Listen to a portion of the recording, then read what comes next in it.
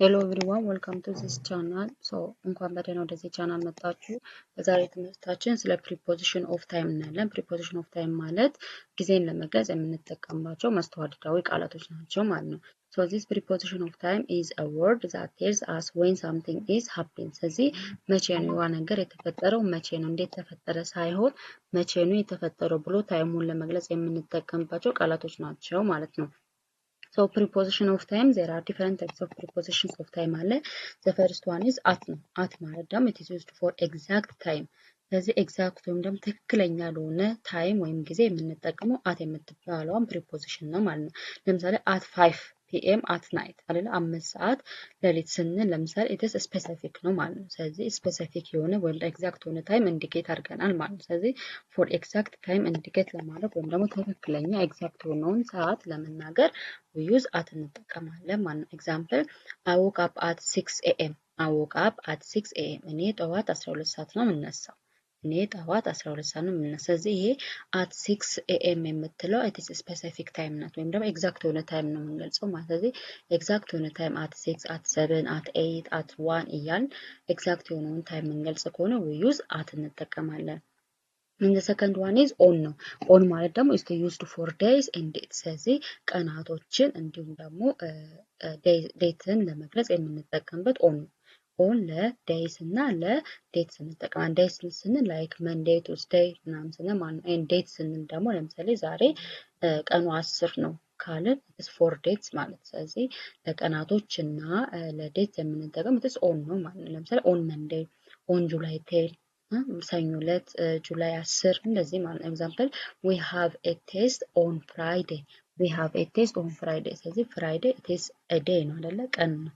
ስለዚህ ለቀንና ለዴት የምንጠቀምበት ማለት ነው on ነው የምንጠቀመው ማለት። ስለዚህ we have a test on Friday እኛ ዓርብ ዕለት ቴስት አለ ወይም ደግሞ ፈተና አለ። ስለዚህ for dates and for days we use on. And the third one is in.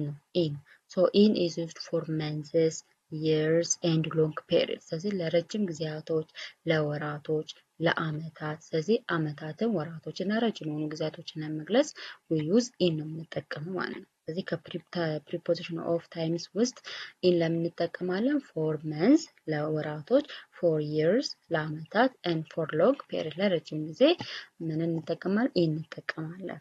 Example in January in 2023 in the morning። ስለዚህ ጃንዋሪ 2023 በጠዋት። ስለዚህ ጃንዋሪ it is ምንድነው? ለመንዝ ነው። ስለዚህ ለመንዝ ማን እንጠቀማለን? ይሄን እንጠቀማለን። in 2023 it is a year ነው። ስለዚህ ለየር ማን እንጠቀማለን? ይሄን እንጠቀማለን። in the morning it is a long period ነው ማለት ነው። it is a long period ከሆነ it is እንጠቀማለን። ኤግዛምፕል she was born in 2005 ስለዚህ እሷ በ2005 ተወልዳ። ስለዚህ ኢን የምትለው ነገር to indicate the year። ስለዚህ with year ሁልጊዜም ፎሎ የምታደርገው ኢን ናት። ስለዚህ እንዳትረሱ for months for years and for long periods we use in. And the fourth one is before. It is before no. So before it is earlier than a certain time. Before ደግሞ it is one type of preposition of time indicate የምታደርግልን ቃል ናት። ስለዚህ የሆነ ነገር ሰርቴን እርግጠኛ የሆነው ታይም አለ። ከሱ ታይም ቀደም ብሎ የተፈጠረ ነገር ካለ ወይም ደግሞ ቀደም ያለ ነገር ካለ it is earlier ካለ ወይም ደግሞ ቀደም ካለ it is before ይሆናል። ቀድሞ ማለት ነው። before ቀድሞ ማለት ነው። so ኤግዛምፕል ለምሳሌ finish your work before dinner። so ዲነር የሚለው ነገር ስለዚህ ከእራት በፊት ስራክን ጨርስ ነው አይደለ? so ዲነር የሚለው ነገር it is a certain time ነው። እርግጠኛ የሆነበት ታይም ነው። ስለዚህ እራት ከመቅረቡ በፊት ስራውን መጨረስ አለበት። so it is before ይሆናል። ስለዚህ በፊት before ማለት በፊት ማለት። ስለዚህ earlier than a certain time። ስለዚህ ከሆነ ጊዜ በፊት የሆነ ነገር it is before ይባላል፣ ቀድሞ ማለት ነው። and the fifth one is after ነው። after ማለት ደግሞ በኋላ it is opposite of before ነው። after በኋላ ነው። later than a certain time። ስለዚህ ከሆነ ጊዜ በኋላ የሚፈጠር ነገር it is after ብለን እንገልጽበታለን። ኤግዛምፕል we will talk after class። ስለዚህ ከክላስ በኋላ እናወራለን። ስለዚህ it is futurity ነው ማለት ነው። futurity ነው። so after ማለት is later than certain time። ስለዚህ ክላስ ካለቀ በኋላ እናወራለን። ስለዚህ after ማለት በኋላ። and during ማለት ደግሞ in the middle ነው። in the middle of a period of time። ስለዚህ በሁለት ነገሮች መካከል ላይ የተፈጠረ ነገር ማለት ነው። ለምሳሌ he slept during the movie ስለዚህ ፊልም እያየ ተኛ ነው። ፊልም እያየ ተኛ። ስለዚህ በፊልሙ መካከል ተኛ ነው። ስለዚህ ፊልሙን እያየ በመካከል ተኛ። so it is a time that is occurring in the middle of a period of time ስለዚህ in the middle of a period of time ወይም ደግሞ በሰዓታት መካከል የተፈጠረ ነገር it is during በduring እንገልጻለን ማለት ነው። for a short duration or how long for ደግሞ ኢንዲኬት የምታደርገው ዱሬሽኑን ወይም ደግሞ ያ ነገር ምን ያህል ይረዝማል 2 hours ነው 3 hours ነው 4 hours ነው። ስለዚህ how long that duration ወይም ደግሞ how long that time ስለዚህ ያ ታይም ወይም ደግሞ ያ ዱሬሽን ወይም ደግሞ ጊዜ ምን ያህል ይረዝማል የሚለው የምንገልጽበት it is for ነው። በፎር ነው የምንገልጸው ማለት ነው። ኤግዛምፕል I studied for 2 hours for how much hours it is for 2 hours ስለዚህ how long hour ነው አሁን እዚህ ጋር ያጠናቸው ለስንት ሰዓታት ለሁለት ሰዓታት ነው ማለት ስለዚህ I studied for 2 hours ስለዚህ እኔ ለሁለት ሰዓታት ያህል አጥንቻለሁ። ስለዚህ for 2 hours ስለዚህ እቺ for የምትለዋ ነገር this indicate how long ወይም ደግሞ ምን ያህል ሰዓታት ፈጀሽ ወይም ደግሞ ምን ያህል ሰዓት ይረዝማል የሚለውን ነገር የምትገልጽልን ናት ማለት ነው። I studied for 2 hours ለሁለት ሰዓታት ያህል አጥናለሁ for 2 hours ማለት ነው። ሌላው ሲንስ ነው። ሲንስ it is from a point in the past until now ስለዚህ ከሆነች ከኃላፊ ጊዜ ላይ ከሆነች ታይም ላይ እንነሳና ያ ነገር still now የሚቀጥል ከሆነ we describe by since ነው። በሲንስ ነው describe የምናደርገው ማለት ነው። ስለዚህ since it is from a point in the past until now ስለዚህ ከፓስት ጀምረን እስካሁን ድረስ አሁን ለምሳሌ በሰዓታት ከፓስት ጀምረን እስካሁን እየተፈጸመ ያለ ነገር ከሆነ we describe by since ነው። so example she has lived here since 2020 ስለዚህ እሷ እዚህ ጋር እስከ 2020 ድረስ ኖራለች። እስከ 2020 ድረስ ኖራለች። ስለዚህ መኖር የጀመረችው at the past ነው። በኃላፊ ጊዜ መኖር ጀምራለች።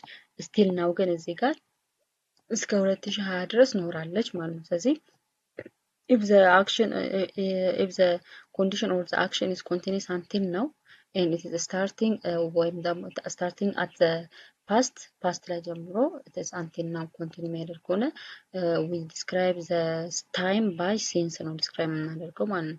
she has lived here since 2020 ስለዚህ እሷ እዚህ በ2020 እዚህ ኖራለች ማለት ነው። ሌላኛው until ወይም ደግሞ till ነው። sometimes till ይባላል until sometimes till ይባላል። ስለዚህ until or till so it is up to a certain time so up to a certain time የሚገለጽ ነገር it is until እስከ ማለት ነው።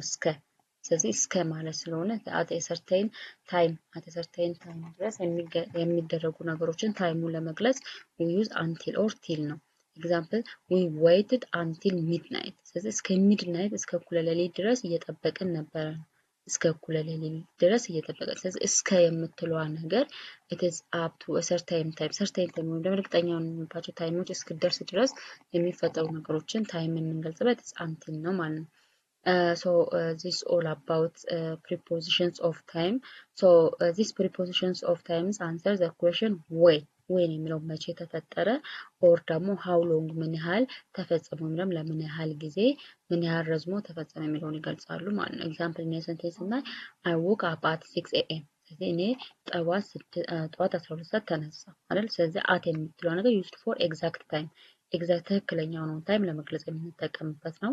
and she has a meeting on Monday on ስለዚህ እሷ ሰኞ ዕለት ሚቲንግ አላት። ስለዚህ on የምትለው ነገር used for days and dates ስለዚህ ለቀናቶች እና ለዴትስ እንጠቀማለን ማለት ነው። and ሶስተኛው we were born in 2000 we were born in 2000 እና በ2000 ነበር የተወለድ ነው። in የምትለው ነገር it's also to indicate years yearን indicate ለማድረግ እንጠቀማለን።